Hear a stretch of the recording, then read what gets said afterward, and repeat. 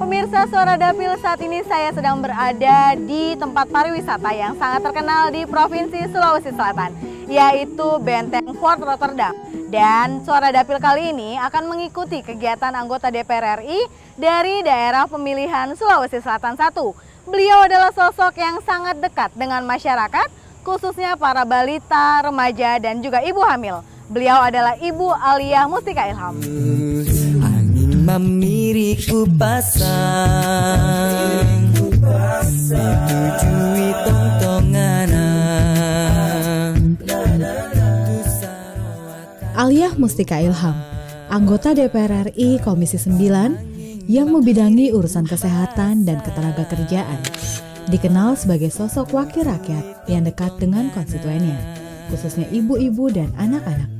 Dalam setiap kunjungan di daerah pemilihan, Ibu Aliyah tidak segan-segan merangkul, bahkan memeluk ibu-ibu, selalu memberikan hadiah kepada konstituennya yang bertanya dan yang berulang tahun. Tentunya ya saya lebih menitik beratkan di kaum perempuan ya, karena memang perempuan butuh perhatian yang sangat besar, baik itu dari segi kesehatannya, baik itu dari segi sosialnya ya, dan saya kira banyak deh untuk khusus perempuan. Nah, untuk itu saya ingin tetap terus mensupport kebutuhan dan keinginan kaum perempuan yang mana yang harus didahulukan ya. Ibu Aliyah Mustika Ilham yang akan kita ikuti kegiatannya selama bergulat di daerah pemilihan sangat peduli terhadap kesehatan masyarakat. Kami akan menemuinya nanti saat berada di rumah sakit melakukan peninjauan berkaitan dengan pelayanan BPJS.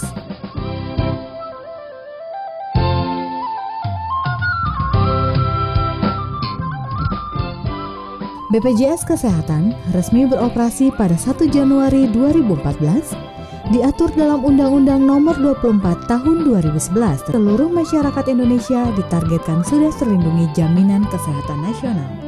Sayangnya, layanan BPJS Kesehatan masih menyisakan banyak persoalan.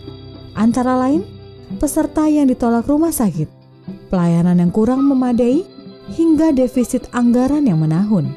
Tim Suara Dapil mencoba mewawancari masyarakat Makassar. Untuk kantor BPJS sendiri, di sini bagaimana sih bentuk pelayanan yang diberikan? Apakah sudah baik atau ada permasalahan yang ingin Ibu sampaikan? Sudah cukup baik. Bapak menunggu 2 jam, memang sering atau tidak sih Pak? Ya sudah biasa memang. Sudah biasa? Iya sudah biasa. Berarti ada satu kendala nih Pak? Satu keluhan sih ya? Iya. Terlalu lama. Keluarga lainnya ada Kalau keluarga yang lain sering banyak, ada beberapa. Siapa? Pernah kayak saudara saya itu, saudara sepupu, kecelakaan dari motor pernah juga. Ada kendala? Tidak ada masalah. Ya, cuma birokrasi mungkin agak panjang-panjang sedikit lah. Sempat kan operasi ini istilahnya gondok ya. Iya. Selesai dioperasi, dirawat, kalau nggak salah 3 hari 4 hari. Memang sih belum selesai ini perawatan maksudnya tapi harus out dulu.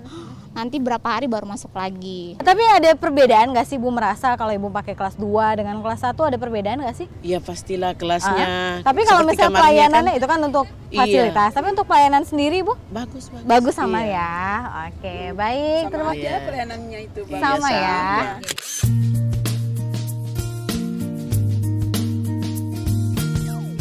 Apa dikasih tahu di bawah mana? Selamat sore Ibu. Selamat sore Mbak. Ya, saya Salika dari tim Suara Dapil. Ini udah kenal Pak Dirutnya? Bapak Dirutnya ya. Oke, baik Ibu, ini kami kan dari TV Parlemen, tim Suara Dapil. Ingin mengikuti kegiatan Ibu selama beberapa hari di Dapil ya Bu ya? Iya, sampai Pak Dirut merasa didadak. Padahal kan memang ini gitu. Itulah kerjanya DPR. Kalau dikasih tahu, berarti kan dipersiapkan. Nanti yang bagus-bagusnya yang diperlihatkan. Saya rencana bersama Pak Dirut mau ke ruangan Sisrute, sistem informasi, rujukan dan terintegrasi ya, masalah BPJS. Bisa. Boleh juga sekalian Bisa, lihat-lihat ya. Boleh, siap. Oke, Ayo, mari. siap. Dan inilah inti daripada sistem ini dibentuk. Jadi yang pertama penolakan pasien. Jadi kita mengharapkan tidak ada lagi penolakan langsung. Ini alasannya semua, penolakan pasien, ruang perawatan penuh, khususnya ICU ini yang susah ini ICU. Jadi kemarin saya baru pulang, kemarin ada rapat dengan kementerian terkait pengembangan Mother and Child Center. Karena itu yang biasanya anak-anak. Dan mudah-mudahan insya Allah tahun 2019 kita dapat pembangunan Bu untuk pengembangan itu. Tapi ini kan Sisru itu bukan hanya khusus BPJS saja kan, tapi Tidak, semuanya. Jadi bukan untuk BPJS semuanya. Jadi tidak ada informasi rumah sakit penerima. Dengan adanya Sisrute ini, yang paling penting ada informasi awal, komunikasi awal antar rumah sakit yang merujuk yang dirujuk, itu yang paling penting. Utamanya yang dari daerah. Dari daerah. Nah, dengan adanya informasi ini kita mengharapkan rumah sakit yang dituju itu siap. Ya, betul. Jadi jangan nanti sampai di sini orang ditolak, jangan. Nah, kalau misalnya tempatnya kita penuh, kita arahkan rumah sakit yang lain. Kan ini sistemnya online kan? Online ini. Nanti kita lihat nanti di dalam. RSUP Dr. Wahidin Sudirohusodo merupakan salah satu rumah sakit yang menjadi kebanggaan masyarakat Sulawesi Selatan. Selain merupakan rumah sakit tipe A, Rumah Sakit Dr. Wahidin berfungsi sebagai rumah sakit rujukan kawasan Timur Indonesia dan telah menjalankan program Sistem Rujukan Terintegrasi atau Sisrute. Jadi ini di sistem ini jadi anunya di sana kalau ada pasien masuk operasionalnya masuk, jadi itu nantinya kalau ada pasien rencana mau masuk Bu langsung bunyi ini, notifikasi bunyi ini. SOP kita itu harus dijawab 5 menit. Itu mau masuk pada saat di enter di sana. Masih dari sana. Jadi sana, masuk kan? iya masuk di sana. Jadi belum dirujuk, belum perjalanan. Pasiennya. Masih. Jadi dibawa dari sana, informasi dari sana melalui aplikasi ini. Sesudah itu di sini akan bunyi. Nah, diharapkan semua rumah sakit yang menerima rujukan dalam waktu 5 menit sudah harus direspon. Termasuk juga rumah sakit Wahidin. Karena ini juga kadang-kadang teman-teman ada keterlambatan karena mungkin juga ada alasan begitu banyak pasien. Nah, setelah direspon, nanti bunyi lagi di sana juga.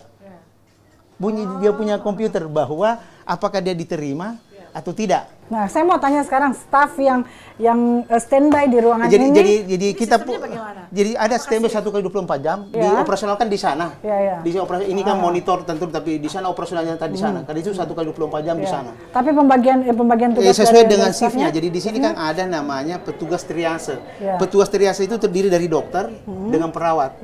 Dokter dan perawat inilah yang bertanggung jawab terkait dengan jawaban-jawaban ini. Karena ini kan kalau mau menjawab harus dikoordinasikan juga.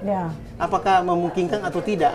Apalagi kalau kasus-kasus yang dibawa, contoh misalnya Bu, kalau pasien-pasien yang dikirim dengan kesadaran menurun, katakanlah GCS-nya di bawah 5, kecelakaan lalu lintas, itu betul-betul harus diedukasi keluarga bahwa kondisi ini kan memang berat. Masuk di sini, hampir kita tidak ada tindakan, karena memang sudah berat. Nah, dikasih tahu dulu baik-baik keluarga, apakah tetap dia mau merujuk? Kalau tetap merujuk, silakan. Tapi kalau dia sudah disampaikan bahwa begini kondisi beratnya, dia tidak rujuk, tidak apa-apa juga. Harus dia disampaikan dari awal, karena kita rata-rata dengan kesadaran begitu, Bu, tidak bagus anunya, prognosisnya, ramalan penyakitnya tidak begitu bagus. Begitu juga kasus, kita mengharapkan kasus yang masuk dengan level seperti 2 dan 3. Jangan yang satu hanya flu atau apa, jangan masuk di Wahidin. Harus masuk, makanya itu nantinya sistem rujukan itu oleh Kementerian Kesehatan diharapkan bersifat kompetensi. Kompetensi baik dari rumah sakitnya maupun dari dokternya. Jadi kalau misalnya dia mau kirim pasien, katakanlah berbahasa Arab, dan di rumah sakit itu tidak berbahasa Arab, jangan kirim ke situ. Ini kita lihat, itu ada tanda merah dan kan bunyi, itu menandakan ada pasien satu yang akan mau dirujuk ke kita. Nah, sekarang ketahuan nggak asalnya dari mana? Kita lihat dari mana ya? Ini dari Rumah Sakit Pangkep ini. Dan kita lihat Rumah Sakit Pangkep memang salah satu rumah sakit yang banyak merujuk. Saya ambil data terakhirnya dulu, berapa sih yang bergabung ke Sisrute ini seluruh Indonesia? 1978. Ini BKMM, ini keselamatan mata ini. Ini dari Jambi apa semuanya. Dan kalau kita lihat seluruh Indonesia ini Bu, bayangkan. Ini masih perlu perjuangan Bu, karena ini masih banyak merah. Ini kan seluruh Indonesia sudah tersebar ini. Nah, kalau tapi hijau merah apa itu? Itu aktif sekali. Termasuk kita Wahidin. Makanya itu di Sulawesi Selatan Bu, hampir hijau semua ini. Aktif sekali ini. Nah, ini merah, ini tidak aktif. Ini yang perlu diadvokasi. Makanya ini kita harapkan mereka juga aktif semuanya. Nah, jadi ini memang sebaiknya memang ini kita berkolaborasi dengan BPJS, Bu. Itu kenapa? Ada yang belum disebut, ada yang belum. Sudah berapa lama di sini? Berapa lama? Berapa jam perjalanan, Tak? 22. Aduh. 22 2 jam dari Palu. Sudah dioperasi? Sudah? Iya. Sudah. Oh, tadi malam? Tapi sadar? Sadar. Oh. Umur berapa? 16 bulan. Anak keberapa? Anak pertama. Kasihan. Apa habis makan apa? Hah? Dibuang aja? Oh, apa makan? Mungkin ada sembarang dia kasih makan, enggak ya? Aduh. Perempuan laki-laki lucunya. Siapa namanya? Sofia. Si nama Alia nih. Ini anak keberapa? Nah, inilah mau jadi keprihatinan kami. Nah, kami akan terus memantau dan memberikan peringatan kepada BPJS karena sebenarnya sih ini ujung-ujungnya kan urusan nyawa, nyawa dan jiwa. Nah, kalau toh memang rumah sakit tersebut tidak bisa melayani, ya kita memang berarti otomatis juga dari pasien tersebut juga harus mencari alternatif rumah sakit lain ya. Timbal balik juga ya. Timbal baliknya ya gitu loh. Ya yang mana diperhatikan dan yang mana memperhatikan gitu loh gitu Mbak. Siap, Ibu. Ya. Ibu Alia, setelah ini kita akan kemana lagi nih Ibu? Setelah ini kita jalan-jalan ke salah satu dapil saya lagi di Galesong ya, keterkaitan dengan bantuan yang pernah saya salurkan dengan Kementerian Tenaga Kerja ya, TKM Tenaga Kerja Mandiri.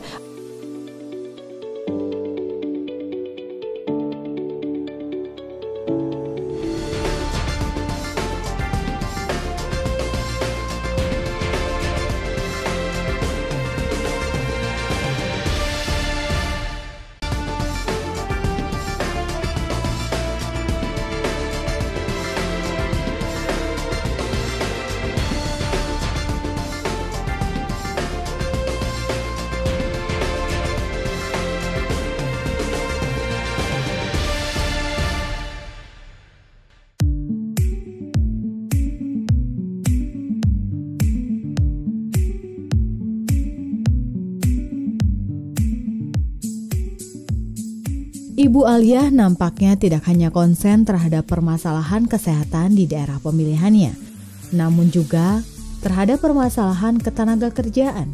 Dirinya berusaha untuk mensejahterakan masyarakat di dapilnya tersebut dengan menjalankan program-program pemerintah yang ada. Salah satunya dengan adanya sosialisasi BPJS Ketenagakerjaan yang saat ini ia berikan kepada para pedagang pasar tradisional. Selain mendapatkan pengetahuan tentang program BPJS Ketenagakerjaan, yaitu jaminan kecelakaan dan jaminan kematian, para peserta yang hadir langsung didaftarkan menjadi anggota BPJS Ketenagakerjaan. Syaratnya pun cukup mudah, hanya dengan membawa KTP, para peserta langsung dibayarkan biaya kepesertaannya selama 3 bulan. Bapak Ibu yang hadir di sini secara otomatis mendapatkan kartu BPJS 3 bulan gratis ya, tapi selanjutnya dibayar. Yang saya mau tanyakan, apa ada aturan tertentu untuk peserta BPJS Ketenagakerjaan apabila dia meninggal dan mengklaim ke BPJS tapi pembayarannya menunggak, pengaruhnya bagi yang mau mendaftar BPJS Ketenagakerjaan dengan pengguna KIS? Siapa Renta? Basri. Basri? Iya. Apa zaman-zaman tak? Jual beli lombo. Jual beli lombo. Berapa harga lombo sekarang Pak? Ya. Berapa harganya lombok sekarang? 14.000 per kilo. Ya. Tidak kurang, Mi?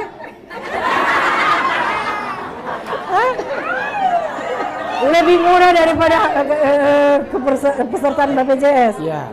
Bapak usianya berapa sekarang? 58. 58. Berarti masih ada kesempatan 2 tahun. Iya. Memiliki kartu BPJS Tenaga Kerja. Ya? Iya. Ikut Pak ya? Pasti. Pasti? Pasti. Anak berapa Pak? Banyak, 11. Istri dekat Pak? 11. Berapa anaknya? 11. Berapa istri tak? 1. Yang ketahuan, yang nggak ketahuan? Satu sih. Penjual ada ini, kalau tidak dia ada. Semua anak sekolah. Alhamdulillah. Semua sudah menikah? 4 sudah menikah. 2 sarjana. Yang lainnya SMA semua. Berapa? 4 sudah menikah? Ya. Terus? 2 sarjana. Ya. Berarti masih 7 yang belum. 7 belum menikah ya? Ya. Ya. Tapi semua sudah bekerja.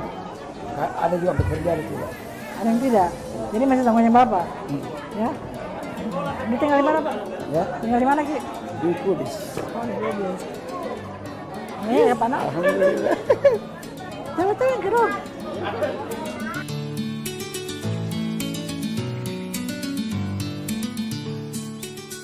Usai memberikan sosialisasi terkait program BPJS Ketenagakerjaan, Ibu Aliyah kembali memberikan hadiah kepada para peserta yang hadir, terutama ibu hamil dan anak-anak.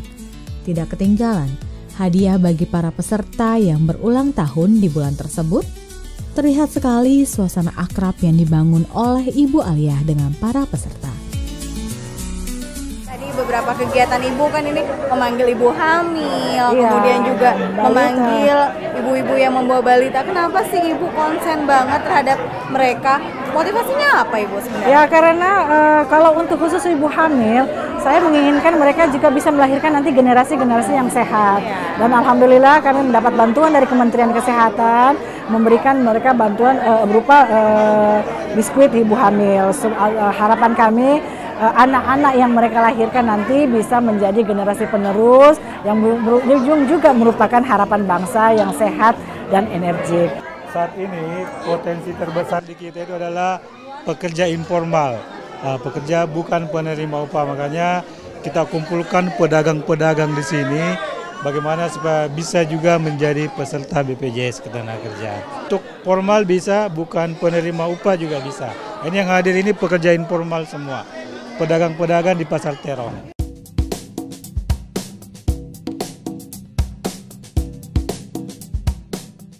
Perkembangan teknologi digital membuat masyarakat semakin mudah mengakses berbagai informasi di media sosial. Bahkan, kini sosial media menjadi ajang untuk berjualan, salah satunya produk kecantikan. Padahal, produk kecantikan yang dijual belum terjamin kualitas dan keasliannya. Lebih berbahayanya lagi, kosmetik tersebut mengandung bahan yang berbahaya. Peredaran kosmetik yang dijual secara online maupun dengan mudah didapat di pasaran tidak luput dari perhatian Ibu Aliyah. Oleh karena itu, dirinya bekerja sama dengan BBPOM setempat melakukan sosialisasi pemberdayaan masyarakat melalui komunikasi, informasi, dan edukasi atau KIE obat dan makanan. Ibu Aliyah berharap masyarakat cerdas dalam memilih makanan, obat, dan kosmetik dengan memperhatikan kondisi kemasan, tanggal kadaluarsa, dan izin edar. Pada kesempatan hari ini kan saya bersosialisasi dengan Balai POM Provinsi Sulawesi Selatan. Bagaimana memberikan pemahaman kepada masyarakat, khususnya pentingnya hidup sehat. Nah, bagaimana dengan hidup sehat itu dipelihara dari lingkungan sendiri. Dan pengetahuan terhadap obat-obatan, makanan yang dikonsumsi setiap hari, dan juga khususnya bagi kaum perempuan yang menggunakan kosmetik. Jangan tergiur dengan janji-janji promosi dan janji-janji iklan, khususnya daripada media online.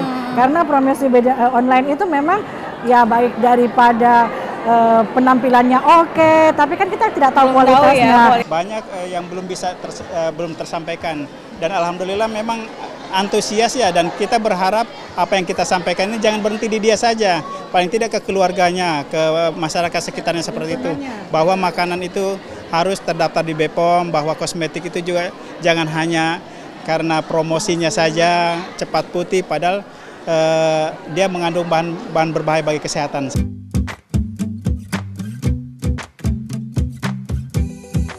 Sesaat lagi kita akan mengikuti kembali kegiatan dari anggota Komisi 9 DPR RI, Ibu Aliyah. Jangan kemana-mana, tetap di Suara Dapil, Suara Daerah Pemilihan.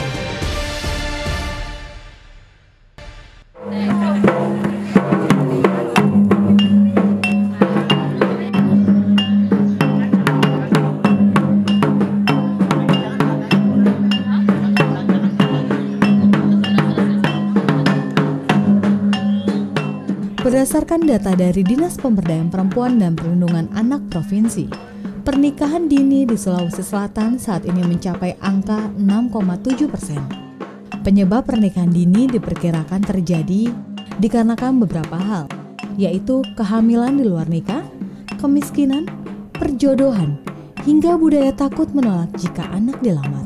Bekerja sama dengan BKKBN, Ibu Alia mengunjungi SMA Negeri 22 Makassar untuk mensosialisasikan genre atau generasi berencana. Dialog berlangsung meriah dan banyak mengundang tawa. Ketiga orang tadi bertanya bisa ke depan, saya kasih hadiah. Sudah punya pacar kan? Hah? Sudah. Nanti kru TV Parlemen bilang apa itu? Hah? Mencintai dalam diam.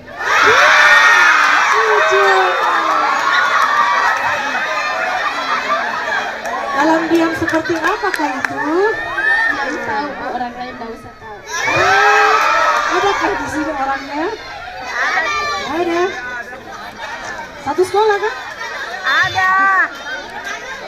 Alumni. Kenapa nggak tahu? Itu semangat. Sekarang sudah kuliah. Itu yang dalam diam. Siapa namanya?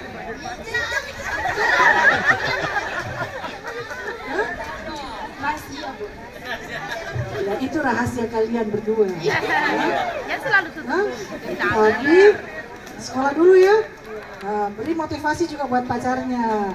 Sekolah dulu baik-baik, bisa selesai sekolahkan.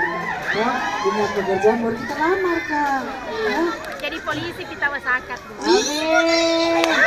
Polisi mau calonnya. Sakat fitrah. Sakat fitrah. Amin kan itu. Amin.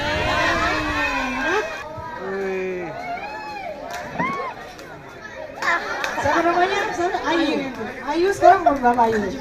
17 tahun bulan berapa kemarin? 14 September. 14 September. Sudah punya KTP? Sudah. Alhamdulillah. Anak berapa dia bersaudara? Pertama dari 3 bersaudara. Laki-laki, yang kedua?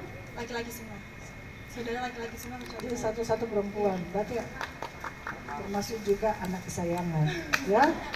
Sudah punya pacar? Ya? Belum? Belum ya? Nanti ada. Ada PDKT? Ada tahu? Hah? Belum sekarang? Cita-citanya apa? Dokter, insya Allah. Bapak kerjanya di mana? TNI. Ibu? Ibu di perawat tapi di TNI juga. Tidak mau cari calon TNI juga? Amin. Siapa tahu dijodohkan. Biasanya orang tua itu menjodohkan. Ya? Amin. Saya tuh siap Ibu. Izin Ibu. Kalau TNI seperti itu. Ya? Ada pacarnya di sini? Ada Lemer. Lemer.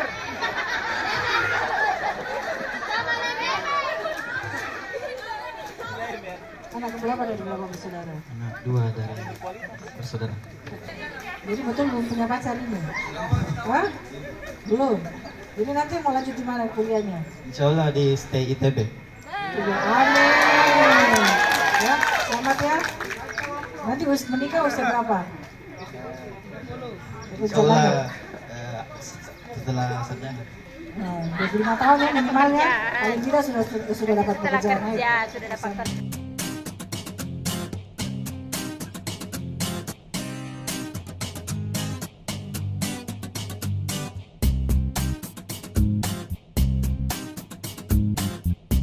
Ibu Alia, ini nampaknya siang ini suasananya benar-benar akrab, kemudian juga ceria sekali ya Ibu ya, banyak siswa-siswa di sini. Kenapa mereka yang kami fokuskan? Karena mereka adalah merupakan generasi pelanjut dan kami memberikan pemahaman kepada mereka. Ada 3 hal penting yang harus mereka ketahui sebelum melakukan pernikahan, yaitu jangan melakukan pernikahan dini, yang kedua juga jangan melakukan hubungan seks sebelum nikah, dan juga yang ketiga adalah menjauhi obat-obat terlarang. Alhamdulillah dengan adanya mitra kerja kita dari DPR RI Komisi 9 ini betul-betul sangat membantu kita dalam hal penanggulangan tentang pernikahan dini dan seks bebas dan narkoba. Ini suatu hal yang betul-betul rakyat Sulawesi Selatan merasakan betapa kegiatan ini sangat dibutuhkan oleh rakyat, dan mudah-mudahan ini tahun-tahun berikutnya bisa ditambah lagi kegiatannya. Itu harapan kita.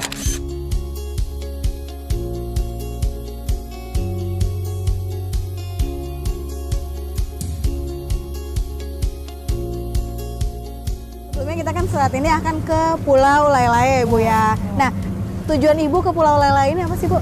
Ya, ingin menyapa kembali warga yang di kepulauan tersebut. Memang alhamdulillah setiap tahun saya rutin berkunjung dan berkeliling ke selain di dapil kabupaten kota, dan saya keliling di kepulauan ya, dengan memberikan mereka ilmu dalam bentuk sosialisasi. Kalau tahun kemarin saya datang ke Lelai mengadakan bakti sosial berupa sunatan masal. Ya. Dan sebelumnya juga saya mengajak Ustadz Maulana memperingati Hari Maulid. Berarti Ibu setiap tahun ini selalu berkunjung ke sana ya? Iya, alhamdulillah.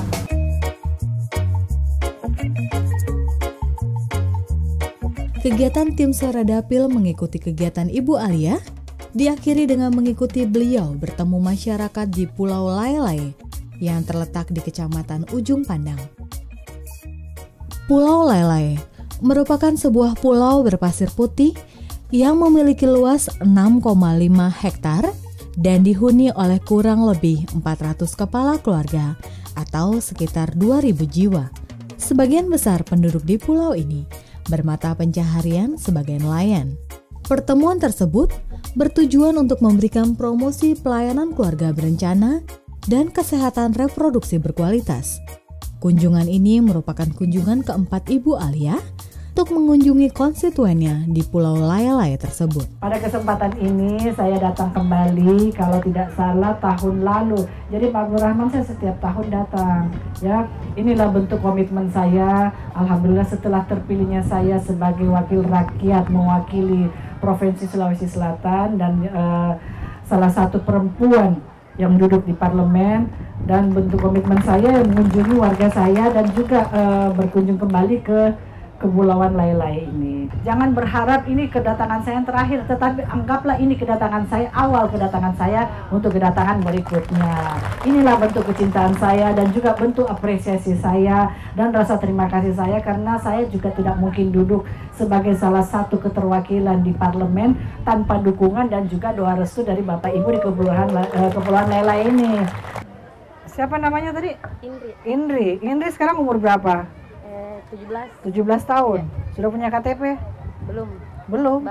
Baru mau. 17 tahun tadi umur bulan berapa? Bulan 3. Bulan 3 ya. Tanggal 29.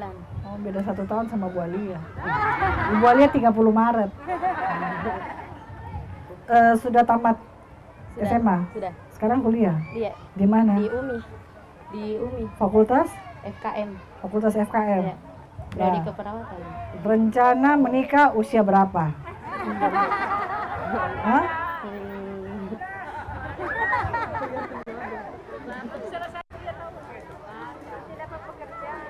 Atau sudah punya pacar kah? Tidak, Kak. Kenapa tidak? Belum ya? Iya. Nah, maka untuk itu saya titip pesan, selesaikan dulu sekolahnya. Kayaknya tuh dekat banget Ibu dengan masyarakat ya.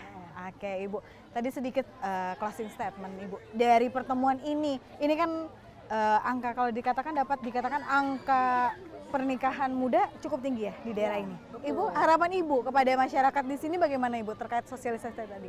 Iya, harapan saya dengan kegiatan sosialisasi ini, keluarga berencana dan kesehatan reproduksi buat masyarakat di Kepulauan Lelai ini bernampak positif ya, khususnya kepada orang tua yang telah memiliki anak di usia remaja, memberikan pemahaman kepada mereka untuk menyelesaikan sekolahnya dulu dan juga mendapatkan penghasilan yang memadai, baru memikirkan proses pernikahan. Nanti setelah menikah baru memikirkan proses anaknya. Oke, baik Ibu Alia. Berarti dengan berakhirnya promosi pelayanan KB dan KR berkualitas, maka berakhir pula pertemuan kita dalam episode Suara Dapil dari daerah pemilihan Sulawesi Selatan 1 dengan anggota DPR RI dari fraksi Partai Demokrat, Ibu Alia Mustika Ilham. Terima kasih atas perhatian Anda dan sampai jumpa. Ya. Terima kasih TV Parlemen. Mamiriku pasang ditujui tongtongana tu sarwa tak kalupa angin mamiriku pasang dituju